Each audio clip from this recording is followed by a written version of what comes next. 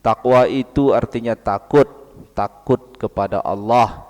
Takut apanya? Dari Allah. Takut hukumannya, takut azabnya. Karena membayangkan betapa mengerikannya hukuman Allah itu, maka kita menjadi lebih ringan menjalankan kewajiban. Karena membayangkan betapa mengerikannya dan menakutkannya ancaman hukuman Allah itu, menjadi kita tidak berani melanggar larangan Allah. Inilah ketakwaan. Maka selama kita menjalankan kewajiban itu dalam keadaan ringan atau berat, merasa rajin atau malas tapi tetap dilaksanakan, maka masih ada rasa takut di hatinya kepada Allah Subhanahu wa taala. Mudah-mudahan rasa takutnya itulah yang menyelamatkan dia nantinya dari ancaman azab Allah Subhanahu wa taala. Ini bulan Ramadan. Di dalam Al-Qur'an diberitakan, a'udzu billahi minasyaitonir rajim. Bismillahirrahmanirrahim.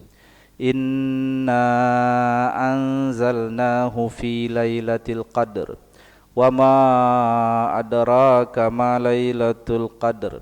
Lailatul qadri khairum min alfi syahr. Tanazzalul malaikatu warruhu fiha biidzni rabbihim min kulli amr. Salamun hiya hatta matla'il fajr. Allah berfirman, sesungguhnya kami menurunkannya, yang dimaksud itu adalah Al-Quran Karim. Sesungguhnya kami menurunkan Al-Quran itu di malam Qadar. Lailatul Qadar. Lailatu artinya malam, Al-Qadar ya Qadar. Wa ma adraka ma Lailatul Qadar.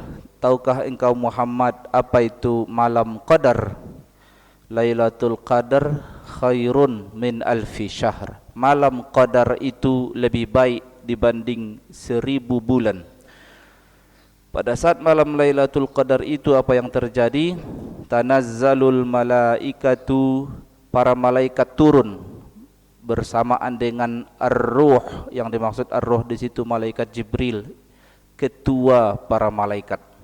Para malaikat dan ketuanya Ruhul Qudus, yaitu malaikat Jibril, turun di malam itu biizni rabbihim, atas izin Tuhan dari mereka, Tuhan mereka, min kulli amr, dari urusan segala urusan. Salamun hiya, sejahteralah malam itu, hatta matla'il fajr, hingga terbit fajar. Apa itu malam Qadar? Qadar itu diulas para ulama, para mufassir, ahli-ahli tafsir. Mereka jelaskan secara harfiah, Qadar itu bisa diartikan takdir.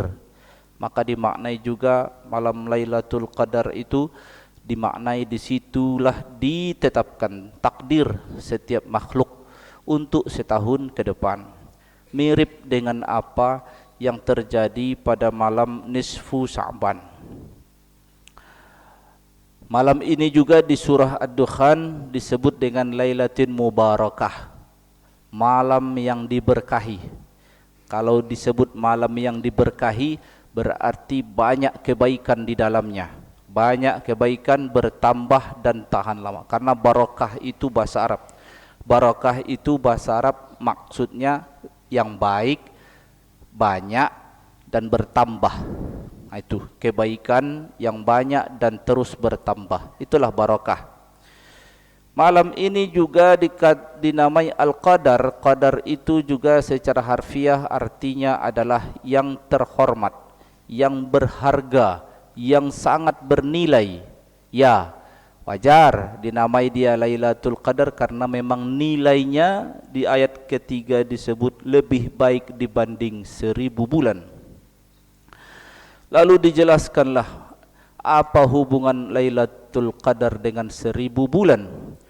Kalau 1000 bulan itu dihitung dibagi 12, maka bisa lebih sedikit dari 83 tahun. Nabi pernah menceritakan seorang umat sebelum Nabi Muhammad. Dia ahli ibadah, ahli ibadah. Umurnya lebih 83 tahun. Sejak dia dewasa hingga dia wafat, dihabiskannya fokusnya, perhatiannya hanya untuk ibadah kepada Allah selama 83 tahun habis setelah usia dewasanya. Umurnya mungkin bisa 90 tahun atau lebih. Jadi sepanjang umurnya itu dipakainya untuk beribadah kepada Allah, diceritakan oleh Nabi. Lalu terpesonalah para sahabat. Wah, baik banget hamba Allah itu. Lalu turunlah ayat ini. Untuk umat Nabi Muhammad disiapkan satu malam dalam terjadinya sekali dalam setahun, namanya Lailatul Qadar. Apabila hamba Allah beramal di malam itu, maka amalnya setara dengan beramal 83 tahun, 1000 bulan. Dalam penjelasan lain, pernah juga diceritakan tentang keunggulan hamba Allah sebelum umat Nabi Muhammad. Dua hamba Allah yang diberitakan di dalam Al-Quran, yaitu Nabi Sulaiman dan Zulkarnain. Disebut bahwa usia kekuasaan Nabi Sulaiman, karena Nabi Sulaiman itu raja, King Solomon, dia raja, dia nabi, dia orang soleh, rajin ibadah, ayahnya nabi, kepemimpinannya adil. Disebut bahwa usia kekuasaan Nabi Sulaiman itu 500 bulan. Lalu ditambah juga kebaikan seorang hamba Allah bernama Zulkarnain, dan dia adalah orang saleh, penakluk dunia. Kemana dia pergi dia bisa menaklukkannya, dan dia orang baik. Penduduk yang didatanginya sangat senang dengannya dan berharap perlindungan darinya, dan dia sangat sayang kepada orang, dan dia hamba Allah yang bertakwa. Masa pengembaraannya itu pun 500 bulan. Maka dihimpunlah era Nabi Sulaiman dan era Zulkarnain 1000 bulan. Lalu kebaikan yang diberikan kepada umat Nabi Muhammad, barang siapa yang mengambil kesempatan di bulan di dalam Ramadan, di malam Lailatul Qadar itu, maka dia enggak kalah dibanding Nabi Sulaiman dan Zulkarnain. Begitu penjelasannya di dalam kitab-kitab tafsir, khususnya dalam tafsir Al-Qurtubi. Dari riwayat-riwayat Ad-Dhahhak, Abdullah bin Abbas, Abu Hurairah, mereka menceritakan apa makna di balik 1000 bulan ini. Kenapa harus 1000? Memang ada juga yang memberikan makna, ya 1000 itu enggak harus 1000, karena bisa saja di dalam bahasa Arab 1000 untuk maksud banyak, pokoknya banyak. Tapi bahwa kata 1000 itu fix kok, bahwa ada hubungannya.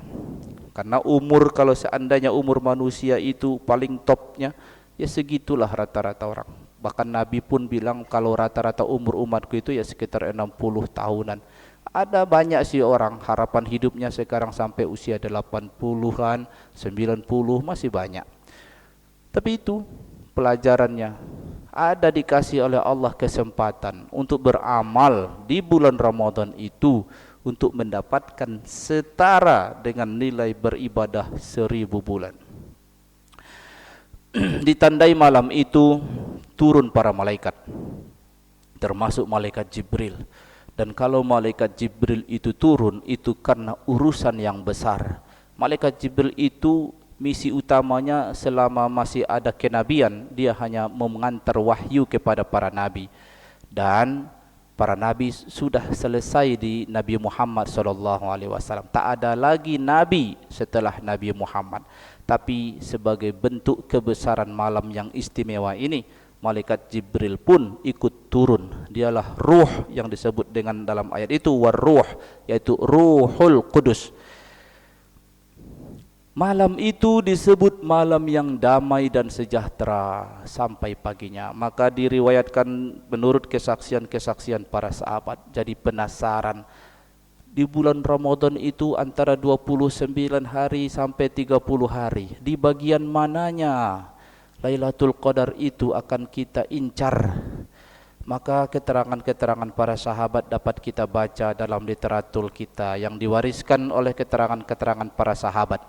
Salah satu di antaranya dari keterangan Abdullah bin Umar diberitakan bahwa kami waktu itu mendapatkan malam Lailatul Qadar, kejadiannya adalah di malam 27. Pada saat itu siang harinya cahaya tidak begitu terik dan suara-suara senyap dan tidak ada keributan-keributan, bahkan hewan-hewan pun tidak ada yang berisik. Begitu keterangan para sahabat. Dan pada saat paginya matahari terbit dengan teduh. Ya, ada keterangan itu. Sehingga dari sekian banyak tafsir tentang kapan terjadinya Lailatul Qadar, maka paling banyak pendapat ahli mengatakan itu malam 27. Tapi banyak juga data yang memberikan bahwa kata Rasulullah sallallahu alaihi wasallam dan saksi-saksi para sahabat bahwa Nabi SAW beriktikaf dan sangat sedikit tidur pada 10 hari terakhir bulan Ramadan. Kan Rasulullah berkata kepada para sahabatnya, kalian incar Lailatul Qadar, besar kemungkinan di 10 hari yang terakhir ini. Dan dari 10 yang terakhir itu masih ada clue lagi, clue untuk memudahkan kita, untuk makin semangat kita, semakin hebat harapan kita kepada Allah. Di malam-malam ganjil, di malam 10 terakhir, bisa 21, malam 23, malam 24, malam 25, 25 dalam malam 27 dan malam 29. Tapi ala kulli hal, kalau terjadilah, supaya cari amannya, ikutlah solat tarawih tiap malam. Karena solat tarawih itu bagian dari qiyamul lail, bagian dari menghidupkan malam. Berlakulah kepada kita hadis man qama ramadhana imanan wahtisaban ghufira lahu ma taqaddama min zambih. Barang siapa yang qiyamul lail, solat malam dia, solat sunat dia di malam Ramadan full, maka dapatlah dia hadiah yang istimewa, diampuni dosanya untuk semua yang telah lalu. Kalau nanti malam Lailatul Qadar itu bertepatanlah memang. Lalu Aisyah radhiyallahu anha pernah bertanya ke Nabi, ya Rasulullah, kalaulah nanti aku ketemu Lailatul Qadar itu, aku doanya apa? Ternyata doa yang diajarkan itu bukan doa minta panjang umur, banyak rezeki, sehat, panjang umur, banyak rezeki. Bukan itu doanya. Tapi diajarkan oleh Nabi Muhammad, Allahumma innaka afuwun tuhibbul afwa fa'fu anni. Ya Allah, engkau adalah sang pemaaf. Ya Allah, engkau adalah sang pemaaf. Allahumma innaka afuwun tuhibbul afwa. Engkau sayang, engkau cinta pemaaf, engkau cinta sifat memaafkan.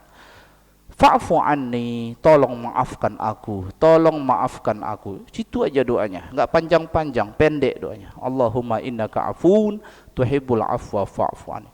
Enggak minta jabatan, enggak minta anak yang soleh, enggak minta panjang umur, sehat, panjang rezeki, bukan itu yang diminta. Tapi itu permintaan yang besar. Meminta maaf kepada Allah itu permintaan yang besar.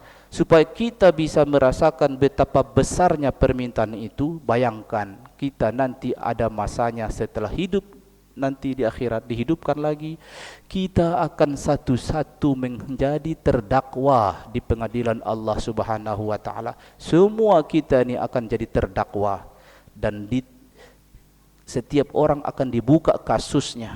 Dan pada saat kita di meja hijau sebagai terdakwa itu, satulah harapan kita, divonis bebas. Masalahnya untuk mengajukan eksepsi tidak ada di akhirat. Lain kalau di pengadilan di dunia, sebelum ada penuntutan hakim atau pembacaan putusan dari hakim, si terdakwa ini boleh mengajukan permohonan pengecualian eksepsi. Tapi di pengadilan Allah tak ada begitu. Nanti tinggal kita dibacakan kasusnya, tergantung sang hakim lah. Dia vonis bebas atau dihukumnya. Nah, tapi kalau mau minta eksepsi sekarang kesempatan, sebelum mati lah. Sini, makanya kita bisa merasakan doa yang pendek tadi itu berharga betul. Bahwa setiap orang kalau di pengadilan itu harapannya satu, divonis bebas. Nah, inilah kita pun nanti akan menghadapi proses pengadilan yang sesungguhnya itu. Enggak ada pengacara di sana, enggak ada main sogok-sogok di sana. Nah, kesempatannya sekarang sebelum mati.